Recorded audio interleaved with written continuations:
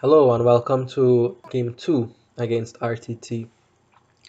So looking at this board, Chapel is there. You obviously go for that. The big question in my mind was whether or not it is worth it to go into the black market to look for things. So without the black market, if you don't play with it, what I was thinking is you can trash down with Chapel, get some treasure maps going, and then Remodel is there to help you with endgame control from there.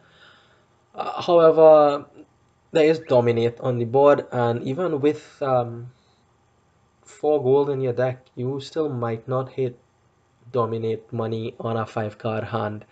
So I felt like you needed to try to at least increase your hand size a little bit. So maybe you could get to dominate, and dominate is a lot of points, right? One dominate is 15 points, which is 2.5 provinces. So there is some time and room to build there towards dominate. So because there's dominate, I decided to try out the black market thing. Familiar, I wasn't too worried about because we had the chapel on deck. Although Mick did suggest that he would go for familiar here. He thinks quite strongly of it. It is not skippable. Doesn't mean you have to open with a potion, but at some point you pick up a familiar. Is what he was saying from the chat I read after the game, if I have that correctly. Anyway, so I have the treasure map remodel thing in my mind, but I am going to try to fish out something from the black market here. There's prints on the board as well. Rats, I don't think there's anything with rats. Like, what would you remodel the rats into? There's no attractive target. Gold is the best. So my opponent has 5-2 and opens with the Royal Seal, which is fine. Royal Seal is nice.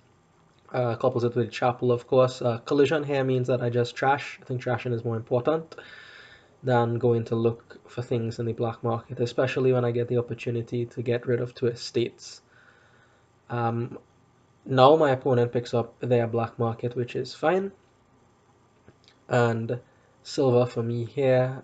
This is bad for my opponent, right? Both his Royal Seal and his Chapel missed. So that's very, very bad for my opponent. The silver there, again, is sort of a in-between thing, right? Like I'm waiting, kinda, to see what the black market gives me. But if nothing good comes up from the black market, then I will have to go back to my treasure map remodel plan.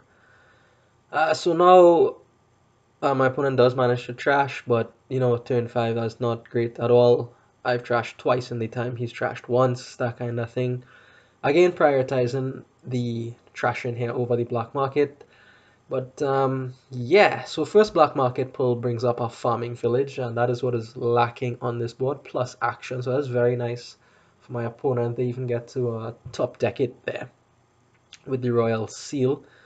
So that's pretty good for them, and I managed to trash down quite heavily here, but don't have the farming village, and also my opponent gets an advisor up here, which is nice to write some draw. Also, non-terminal as well. So here, black market, these are not attractive targets.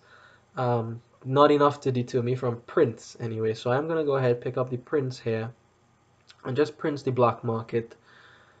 To have that $2 in play all the time, right? That's just like 2 out of 14 for dominate kind of thing, right? So that was why I went for the prints there to keep getting black market plays over and over again. My opponent picks up a second black market, which is reasonable, right? The village allows them to play 2. So why not play 2? Well, perhaps because there's chapel and then you still need to do, right? They did miss out on trashing early in the game. But we'll see how they manage to deal with that. So again, 6 here. I'm not seeing much more to do other than pick up a gold. Yeah, no black market for my opponent there, of course. Excuse me. And this pull, I thought this was a very, very big deal.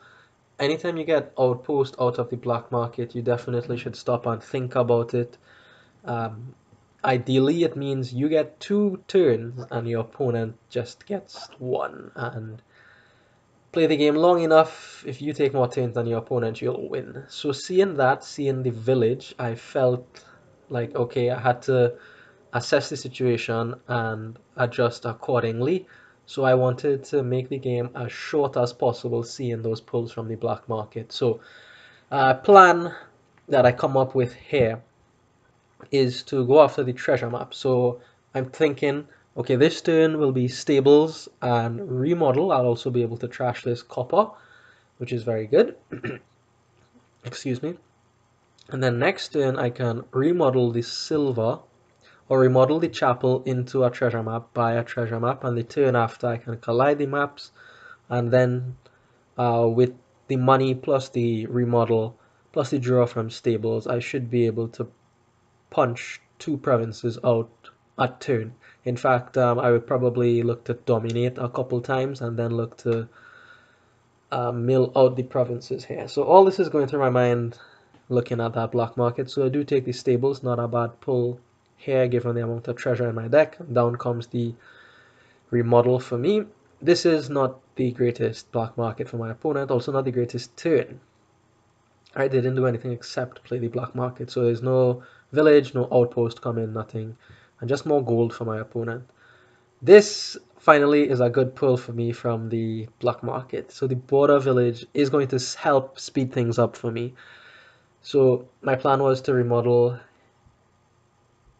this turn and buy, but instead I am going to go ahead and get this border village, which is also a remodel target for province. The border village will gain me a card in supply. I will choose treasure map, and then I can remodel my chapel here into the second treasure map. So there you go, not playing the stables, but that is perfectly fine by me. I have the treasure maps in, and not only that, but I have a village now, which is very, very important that I have the village.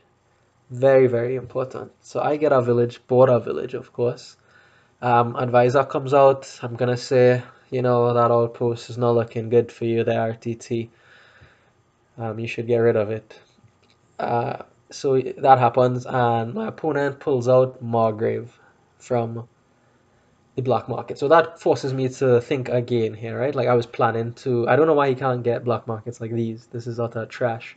But the Margrave means my hand size will be reduced, which makes it very, very difficult to dominate. Perhaps impossible anytime I get hit with a Margrave. So it seems like, alright, you want to truncate the game. Well, then you have to just be content with provinces, and that is a little bit scary. Like I said, one dominate is 2.5 provinces, right? So in the time I take to get 2 provinces, if my opponent spends the time and builds up to dominate, they can catch up with me and surpass me if I am slow, too slow. So here come the maps finally. 4 gold on top of the deck. If I'm not hit by Margrave, that is a definite dominate for me there, because the black market is always in play because of the prince. Now the decision here, I could remodel gold into province, but I don't want to do that yet. That is for a bit later in the game. We'll keep my money for now, and as early as next turn I'll start putting gold, changing golds into provinces. So the option here is, well, do I turn the silver into a seal, a royal seal, or do I turn it into another remodel? Remember now I have the village, so I can play both remodels if my draw is nice enough. And the deck isn't terrible now. It's not unlikely that that happens, I think. So I do instead choose to take the seal. Yeah, perhaps remodel is better there, given that I just told you my plan was to make the game end as quickly as possible. But we do take the seal instead. Alright, so outpost for my opponent wasn't spectacular, but the outpost turn itself is quite good. I hit him with the Margrave here. I was a bit looking forward to dominating, but can't do it now. Mountebank for my opponent. Fortunately, he doesn't have enough villages to play all those terminals. He realizes that, doesn't buy any of those, and picks up a prince to solve the terminal problem. I could get a chariot race here, and that might fire more often than not, but it's not worth it. That's not contributing to my game plan of finishing the game fast. Not contributing to finishing the game fast here. So this is not the greatest stables in the world. That is really not what I wanted to see there. I wanted to see all money, but instead I just see a province. That's the only real target for me to remodel. because I wanted this money here. Well, I could have remodeled the gold actually. Maybe I should have been remodeling the gold. Anyways, my opponent takes a turn off to Prince. Prince the Sage. That means I do have an opportunity to dominate here. This is an excellent hand. And I finally draw into that all money hand that I wanted.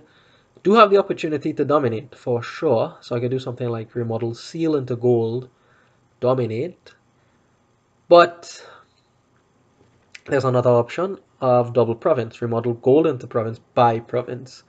And I end up going for that one because my plan is to finish the game quickly. With this now Prince Sage, my opponent has more actions.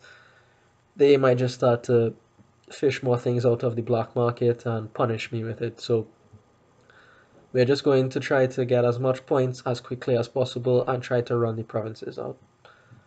I do have the two remodels now, so that's looking nice in this size of a deck. The Margrave comes out here.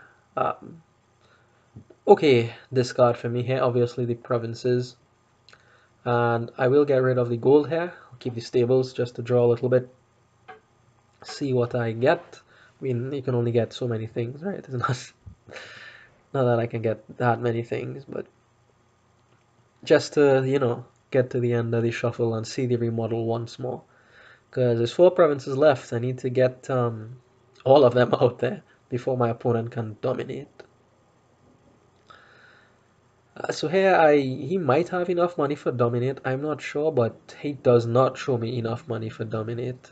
And now with half the provinces gone, it is putting him in a kind of a difficult position with respect to scoring. So the only catch with dominate is that there has to be provinces in the pile, right? But if I'm running out the provinces, then it is more difficult to dominate. So for instance, if RTT buys a province here, there's three left, and I might be able to get two out in a turn with a good draw. Stables, see my border village, see my other remodel, draw two goals with the two remodels, bang bang, and then all of a sudden we're looking a little bit scary here. 10 and 2 buys is a remodel as well as a gold for my opponent. So another in on the gold and remodel situation there. My opponent asks for advice. I tell him don't draw. Don't draw. Don't play Margrave. Of course, he already played it on me, so um, that one wasn't like the best thing in the world there, but I'll take it, of course, I'll take it. It prevents him from drawing, right? So, again, more useless things in the black market. It's just there as a permanent silver now. And hey, what was I telling you about this draw? The ability for me to empty two provinces at once. So yeah, almost literally anything I draw there would have let me get two provinces out of the pile. Obviously, I would have preferred to turn two golds into two provinces there, just to increase my points lead, but you take what you can get, right? So two provinces left. I'm a good few points up, about four provinces up. Let's see what my opponent can manage. He asks for more advice. I give him the same advice. Don't draw. Just don't draw. Don't draw at all. Just get rid of that Margrave. I don't want to see it. This is a bit unfortunate for me here that both remodels showed up in this hand. Um, that's not the thing I want to see, of course. Both of them here. But I'll have to play it as is, right? So if I am hit by the Margrave, which I might be on this outpost turn, I'll have to think about what I keep. Definitely remodel and gold, but what else, right? So my opponent goes for points now. Remodels black market into duchy, but he'll need a lot of duchies. So what is his play? Well, he chooses to buy a province here, the penultimate province, and I assume hope to get to dominate on his outpost turn. That would let him win by 1 point, actually. So he is putting all the eggs in one basket here, so to speak. If he can get to dominate here, he wins. If not, I win because I have it in hand. But that advisor has been giving him the same advice over and over again for this game. So he doesn't get there, and I get there, and luckily, I'm able to win this one. So that is how game 2 ends. Obviously, I had my share of luck. Thank you for watching.